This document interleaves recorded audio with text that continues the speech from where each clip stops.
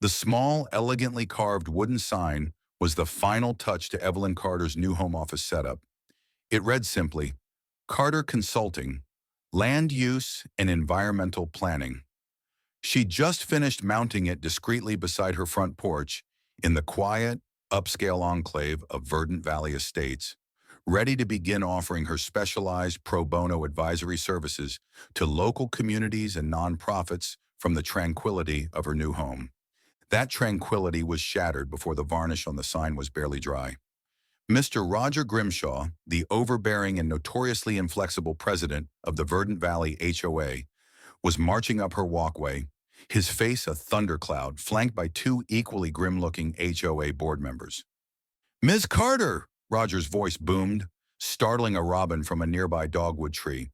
"What is the meaning of this blatant commercial solicitation on your private residence? This Carter Consulting monstrosity is an unapproved illegal business advertisement. It is a gross violation of Verdant Valley's covenants, conditions, and restrictions, Article 14, Section 2, prohibiting all forms of commercial signage in residential zones." Evelyn, though taken aback by the immediate and aggressive confrontation, maintained her composure. "Good morning, Mr. Grimshaw. This is a small, professional sign for my home-based consulting service, which is primarily advisory and involves minimal client traffic. It fully complies with city ordinances for home offices. City ordinances do not supersede the superior aesthetic and residential purity standards of Verdant Valley Estates, Mississippi." "Carter," Roger sneered, his eyes, like tiny currents, glinting with malice. "This isn't some downtown office park. This is an exclusive residential community. This consulting of yours sounds like a front for goodness knows what.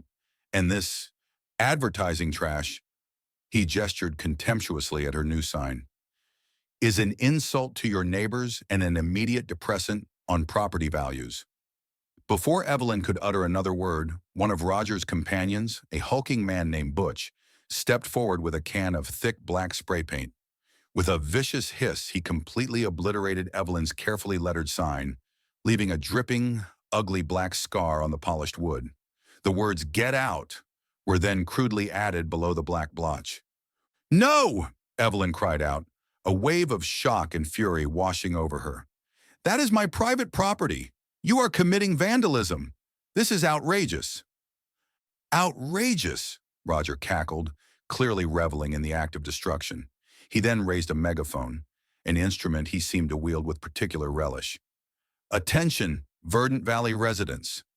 His amplified voice, sharp and accusatory, echoed through the otherwise peaceful neighborhood. "Your vigilant HOA has taken immediate action against an illegal commercial operation and its offensive advertising blight on Primrose Lane. The resident, Ms. Evelyn Carter, a newcomer with a clear intent to disrupt our community's residential character and potentially engage in fraudulent business practices, has been served notice. We will not tolerate individuals turning their homes into tacky storefronts or using our peaceful streets for their shady dealings. She is a con artist, a fraud, trying to sully our pristine neighborhood." Fraud? Shady dealings? Evelyn, a woman whose entire career had been dedicated to ethical land stewardship, sustainable development, and transparent public planning, felt a sickening wave of disbelief. Neighbors drawn by Roger's characteristic public denunciation began to emerge from their homes. Some looked merely curious, but many, already conditioned by Roger's iron-fisted rule and his tendency to demonize any perceived outsider, quickly took his side, their faces reflecting a mixture of suspicion and a disturbing, quickly kindled animosity. "What kind of consulting is she doing from her house anyway?" one woman whispered loudly to her friend, conveniently ignoring the sign's clear, though now defaced, professional designation. "Sounds fishy to me." "Roger's right to get rid of that ugly sign," another man shouted from his perfectly manicured lawn, clearly one of Roger's staunchest supporters. "This isn't a business park. We don't want her kind of clientele around here. Take it all down, Roger, and fine her good." A few teenagers, snickering, then began to pick up small pebbles from a decorative border and toss them towards Evelyn's porch, some clattering against her front door. "This is slander. malicious destruction of property, and incitement to harassment, Evelyn stated, her voice tight with controlled anger, her eyes blazing at Roger. You are acting illegally and with profound prejudice. Prejudice, Roger sneered as his other associate, a woman with a permanently sour expression named Doris, gleefully filmed the entire scene on her smartphone, making sure to get close-ups of Evelyn's distressed face and the vandalized sign. We are simply upholding the standards that make Verdant Valley a desirable and exclusive place to live, something you clearly don't appreciate. We have it all on camera, Ms. Carter. Your illegal sign, your defiant attitude, your clear attempt to run a disruptive business. This will be excellent evidence for the county zoning board and for our lawsuit against you. He then produced a pre-printed HOA citation form. And speaking of violations, Ms. Carter, this is your official notice for erecting an unauthorized commercial sign, for operating an illegal home-based business without HOA approval, and for the cost incurred by this HOA in restoring aesthetic harmony. To your property line, you are hereby fined $300, payable within 48 hours. He thrust the citation at her. And be warned, if that defaced piece of wood isn't completely removed by then, the fines will escalate dramatically, and we will initiate legal proceedings to have your business shut down and you removed from this community as a persistent nuisance. $300, eviction, for a small professional sign indicating her legitimate, primarily pro bono, home-based consulting work. Evelyn Carter, a woman who, as a state land commissioner, oversaw the planning and zoning for millions of acres, who adjudicated complex land use disputes, and who championed responsible development across the entire state, was being subjected to this petty, ignorant, and clearly racially motivated tyranny over a piece of wood. The video, titled Verdant Valley Ho Shuts Down Illegal Business and Residents' Trashy Sign, Zrenia was, as promised, virally circulating on local social media within the hour. It was a masterclass in manipulative editing, portraying Evelyn as an unreasonable and defiant rule breaker, and Roger Grimshaw as the heroic guardian of neighborhood values and property rights. The comments section was a predictable inferno of racist assumptions, classist snobbery, and fervent support for Roger's strong, decisive leadership. Good for Roger. We don't need her kind of business in our nice neighborhood. She probably was trying to scam people. Evelyn Carter stood on her porch, the violated sign a stark symbol of the ugliness she now faced. Her character was assassinated, her professional integrity questioned, her home threatened, all by a petty despot whose understanding of law, land use, or even basic decency was demonstrably non-existent. The injustice was a bitter pill, but as she looked at Roger Grimshaw's smug, triumphant face, a different kind of planning began to take shape in her mind. Not for a park or a greenway, but for a meticulous, legally unassailable, and very public dismantling of his ignorant little empire. He thought he had won a battle over a sign. He had no idea he had just declared war on the very authority that governed the land beneath his feet. The state, she knew, had a compelling interest in this. The HOA's brazen vandalism of her professional sign and the ludicrous $300 fine were, for State Land Commissioner Evelyn Carter, not just an insult. They were a clear indication of Mr. Roger Grimshaw's tyrannical abuse of power and his profound ignorance of the very laws governing land use and property rights.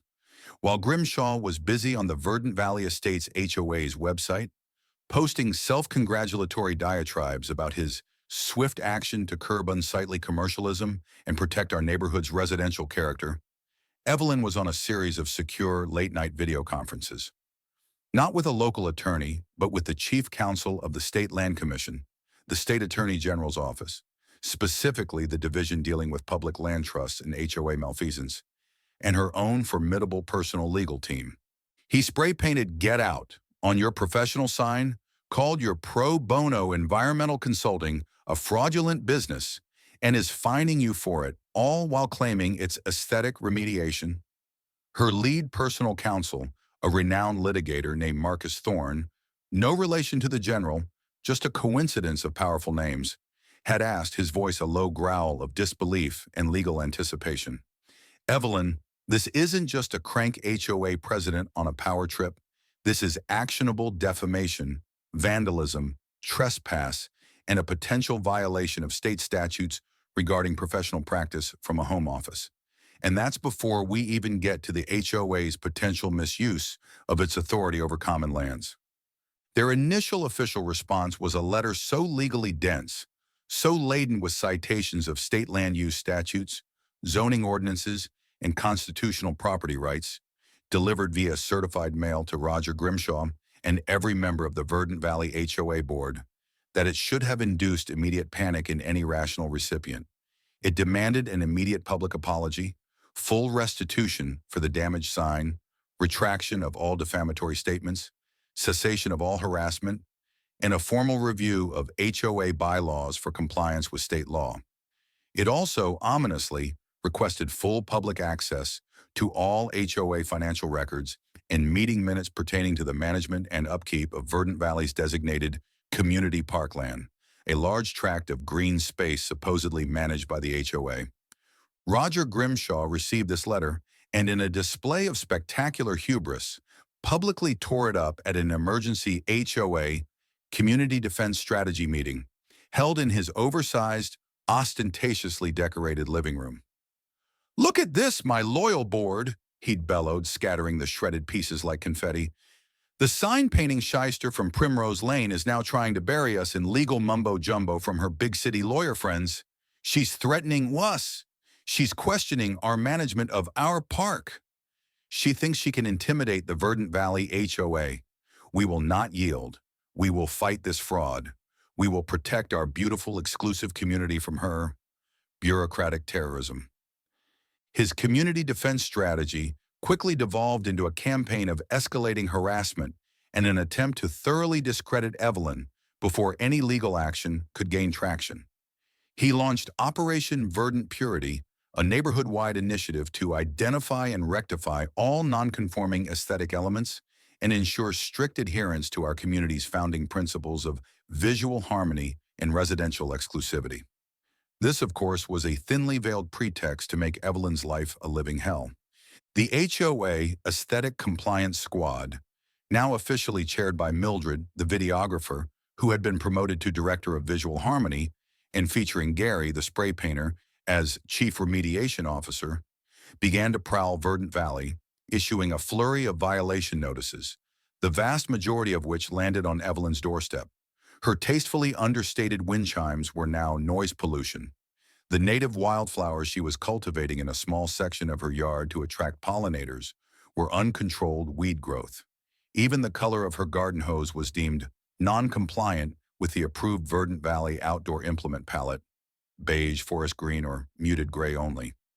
Each new citation came with an escalating fine and a threat of HOA-led forced abatement at her expense. The online slander campaign reached new depths of absurdity and malice. Roger, using anonymous accounts, began posting leaked documents, crudely forged emails, and out-of-context snippets from real estate listings, proving that Evelyn was a front for a greedy land developer who was secretly planning to buy up all of Verdant Valley and turn it into a high-density slum with no green space. He accused her of using her consulting business to illegally rezone properties and trying to seize control of the community park for her own nefarious purposes. The comments section became a wildfire of NIMBY paranoia, racist caricatures, and calls for Evelyn's immediate expulsion. How could a community supposedly dedicated to verdant living be so easily manipulated into attacking someone whose entire professional life was dedicated to responsible land stewardship and the preservation of green spaces? Evelyn, meanwhile, endured this siege with the outward calm and meticulous focus of a seasoned commissioner used to navigating complex, often contentious, public land use debates. Her home, her intended sanctuary, now felt like a hostile territory under constant, irrational attack. But she was not idle. She was meticulously documenting every new violation notice, which she cross-referenced with actual city and state land use codes, finding most of them to be legally baseless. Every slanderous online post, every act of petty harassment, like her newspaper being accidentally shredded by a neighbor's dog that was coincidentally always let loose near her property. She was also, in her official capacity as state land commissioner, discreetly but thoroughly reviewing the original plat maps, land dedication agreements, and public trust covenants pertaining to the Verdant Valley subdivision and its much-vaunted community park. What she was finding was interesting, very interesting. The hints of her true identity, her sweeping statewide authority over land use and public parks, continued to be hilariously, tragically misinterpreted by Roger Grimshaw and his chief informant, Doris, Mildred's equally clueless cousin perhaps, who had taken over surveillance duties.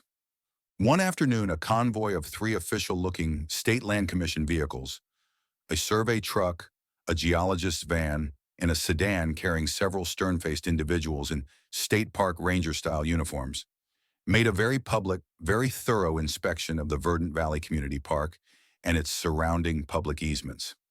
This was part of Evelyn's official review, initiated due to multiple red flags regarding potential mismanagement of dedicated public green space and possible encroachment on state-protected wetlands. Doris, nearly having a conniption from her perch in her upstairs window, immediately called Roger. "They're here, Roger, the government, in force, surveying everything. It's her, that Carter woman. She's called in her state cronies to seize our park. She's going to turn it into a swamp for endangered newts and then build a freeway through our backyards. This is a state-sponsored land grab." Roger, whose understanding of land trusts and public easements was as deep as a bird bath, was both terrified and strangely validated. "A state takeover. I knew she was a dangerous government agent. This is an attack on our private property rights, an attack on Verdant Valley's sovereignty. We must fight back. We must expose her corruption to the highest levels." He immediately called what he believed to be the governor's citizen complaint hotline, actually the Department of Motor Vehicles automated information line, to report a rogue state land commissioner engaged in treasonous activities and attempting to steal a private community park. Evelyn, during a brief, unavoidable encounter with Roger at the local post office, he had accosted her while she was mailing a thick, official-looking state land commission report to the governor's office, tried with almost saintly patience to explain some basic principles of land governance. "Mr. Grimshaw," she said calmly, "the community park within Verdant Valley, like many such green spaces and planned developments, was dedicated as a public land trust during the original platting process. While your HOA may have day-to-day maintenance responsibilities, its ultimate oversight and the enforcement of its deeded public use covenants falls under the jurisdiction of the State Land Commission. My office has a fiduciary duty to ensure such lands are managed properly and for the benefit of all citizens, not just the whims of a particular HOA board." Roger just stared at him, his face mottling with rage. "Don't you try to bamboozle me with your bureaucratic gobbledygook and your fake state authority, Carter," he spat. "That park belongs to the homeowners of Verdant Valley. And you sign-painting, weed-loving interloper, are not going to steal it from us with your made-up rules and your imaginary commission." The sheer, breathtaking ignorance of the man, accusing the actual state land commissioner of having imaginary commission authority over land, was almost too much for Evelyn to bear without laughing out loud. But she maintained her composure. The trap was almost set. The HOA's local lawyer, Skip Peterson, who was now visibly losing hair and developing a severe eye twitch every time Roger Grimshaw called him, was bullied by Roger into sending Evelyn a final notice of public censure and intent to file for property lien and eviction. It announced that due to her continued defiance, her creation of a hazardous and aesthetically blighted property, her suspected conspiracy with outside government forces to undermine HOA authority, and her failure to pay accrued fines now totaling an astronomical $37,500. A special community forum on park preservation and neighborhood integrity would be held at the Verdant Valley Clubhouse the following Saturday. All residents were urgently summoned to attend to hear the full bill of indictment against Ms. Evelyn Carter and to vote on authorizing immediate legal action to reclaim our community park from potential state seizure and to permanently remove this disruptive and dangerous individual from our midst. Evelyn received this summons to her own public excoriation. She looked at the date, Saturday. Perfect. She then reviewed the final draft of the State Land Commission's official order, an order that would revoke the Verdant Valley HOA's stewardship of the community park due to gross mismanagement, multiple covenant violations, and actions detrimental to public interest, and would place the parkland under direct state conservatorship for development into a new public nature preserve and educational center. The order was already signed by the governor. She made a series of calls to her senior staff at the State Land Commission, to the head of the State Parks and Recreation Department, to a landscape architect renowned for designing award-winning public nature preserves, and to her personal legal team. "Ladies and gentlemen," she said, her voice calm but with an undeniable glint of impending triumph, "Mr. Grimshaw has scheduled a community forum on park preservation for Saturday.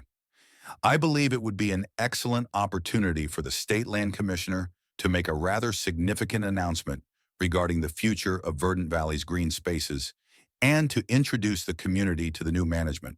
Please ensure all necessary documentation, presentations, and personnel are ready.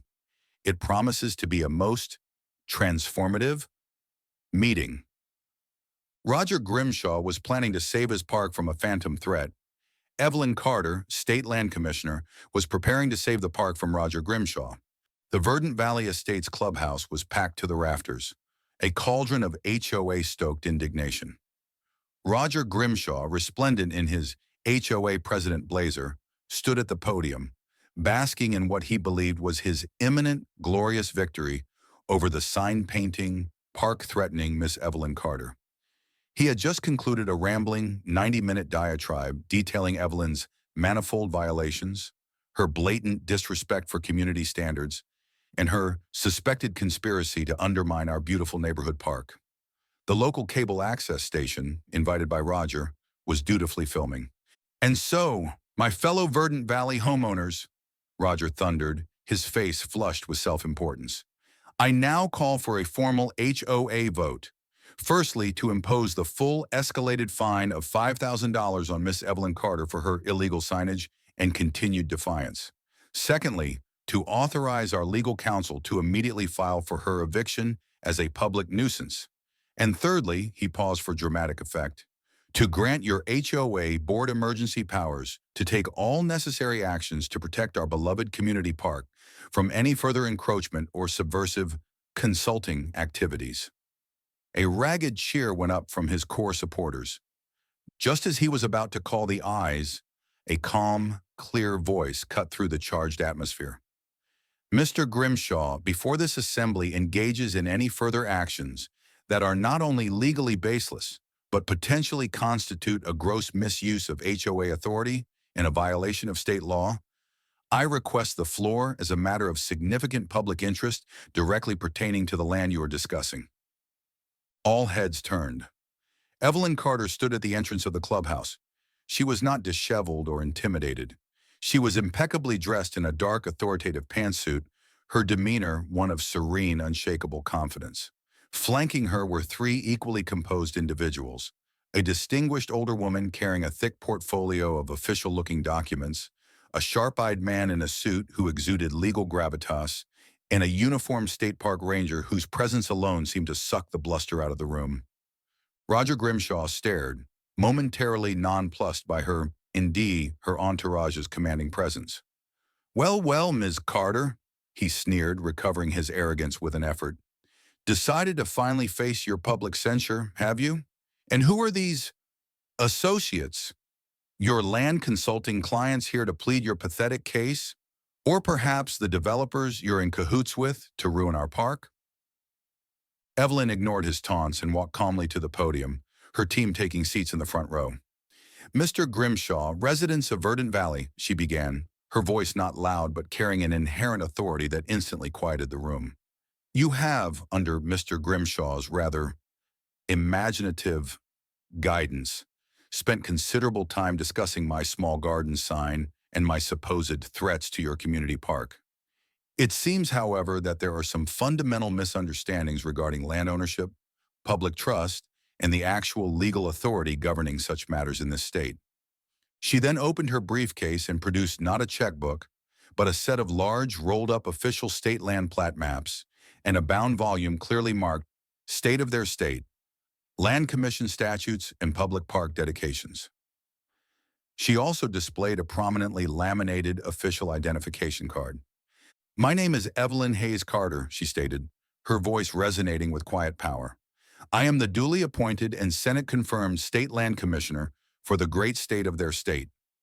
My office, the State Land Commission, is tasked with the oversight, management, preservation, and appropriate public use of all state-owned lands, public easements, dedicated community green spaces, and public trust parklands, including, as it pertains to this assembly, the 75-acre tract of land currently designated on your HOA maps as Verdant Valley Community Park."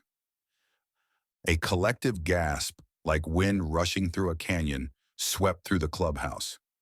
Roger Grimshaw's jaw dropped. His face, moments before flushed with tyrannical self-importance, turned a ghastly, mottled white. He stared at Evelyn, at her official ID, at the state seal on the documents, as if seeing a gorgon. His meticulously planned public execution had just been gate-crashed by the highest land authority in the state. "For several months, Mr. Grimshaw," Commissioner Carter continued, her eyes like chips of ice, "my office has been conducting a comprehensive review of the Verdant Valley Homeowners Association's stewardship of this dedicated public trust parkland. This review was initiated due to numerous, credible complaints from concerned citizens, both within and outside this HOA, regarding patterns of mismanagement, neglect of ecological responsibilities, increasingly restrictive and potentially discriminatory public access policies, and clear violations of the original 1978 Deed of Dedication, which permanently established this land as a public green space for the benefit of all citizens of this county, not just the exclusive enjoyment of Verdant Valley HOA members." She unrolled one of the large state maps, which clearly showed the parkland outlined in official state park green.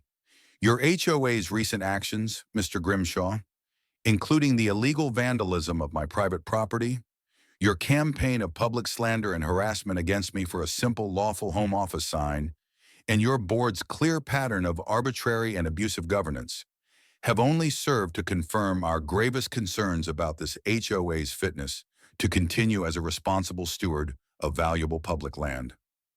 Therefore," Commissioner Carter announced, her voice ringing with the full weight of state authority, "effective immediately, pursuant to state land use, Statute 47, subsection B, paragraph 3, and by order of the governor upon the unanimous recommendation of the State Land Commission, the stewardship agreement between the state of their state and the Verdant Valley Homeowners Association for the 75-acre tract commonly known as Verdant Valley Community Park is hereby revoked due to gross mismanagement, repeated violations of public trust covenants, and actions detrimental to the public interest."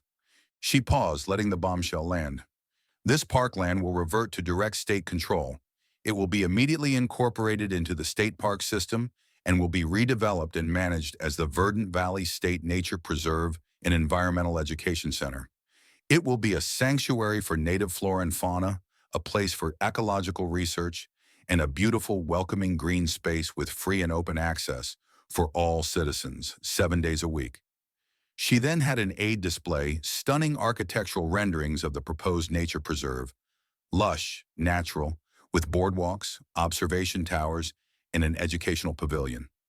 A stark, beautiful contrast to the somewhat sterile, over-manicured, and rule-laden park the HOA currently managed.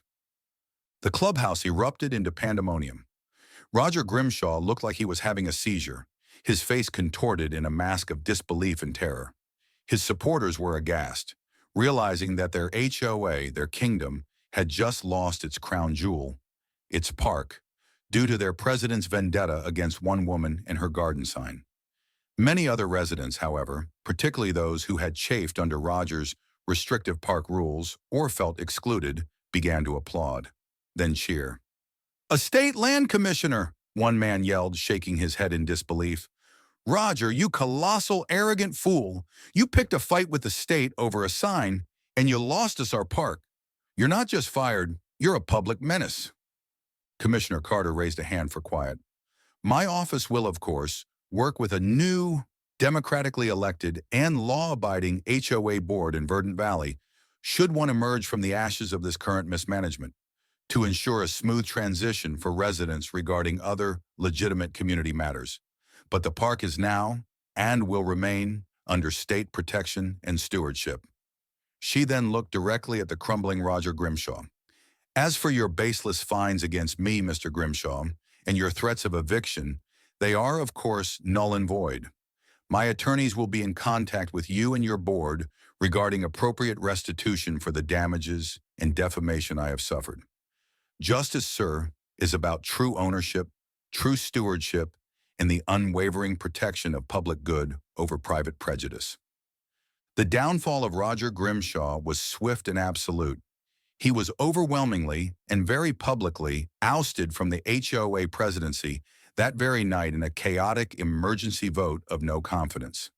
The Verdant Valley HOA, facing massive legal costs from Evelyn's personal lawsuit, which she pursued for defamation and damages, winning a $4 million judgment, as per the prompt, though she donated most of it to state park conservation efforts, and under intense state scrutiny, was forced to completely reform its governance and bylaws. The Verdant Valley State Nature Preserve, under Commissioner Carter's guidance, quickly became a beloved regional treasure, attracting visitors and boosting the actual desirability of the surrounding community. Evelyn, with her impeccable reputation enhanced, also established the Carter Center for Sustainable Land Use and Community Advocacy, offering pro bono planning advice to underserved communities and ethical HOAs across the state.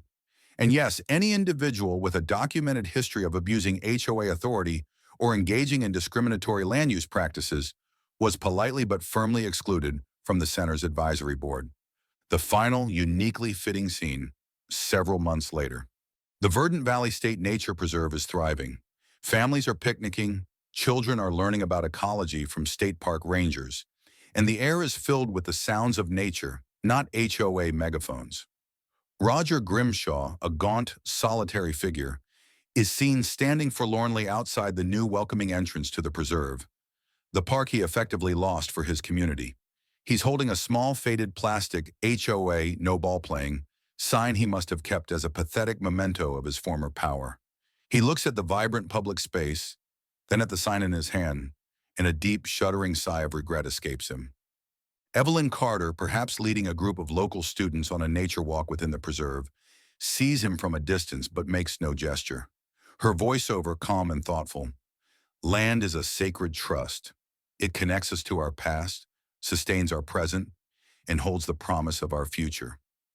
Those who are granted stewardship over it, whether a vast public park or a small private garden, have a profound responsibility to manage it with wisdom, respect, and a vision that extends beyond their own narrow interests. You don't destroy the plans for a greener, more accessible future. You cultivate them. For true justice, like a mighty oak, is rooted in the earth and reaches for the sky, providing shelter and sustenance for all. The camera focuses on the handsome new wooden sign at the entrance to the nature preserve, carved with the state park insignia. Beneath it, a dedication plaque and the final graphic overlay from the prompt reads, Verdant Valley State Nature Preserve, Sustainable Justice. The imagined audience would erupt in applause. The land commissioner just redrew his map of misery. Roger got his park repossessed by the people. That's what you call eminent domain on an ego. Justice, in this case, had truly reclaimed the land.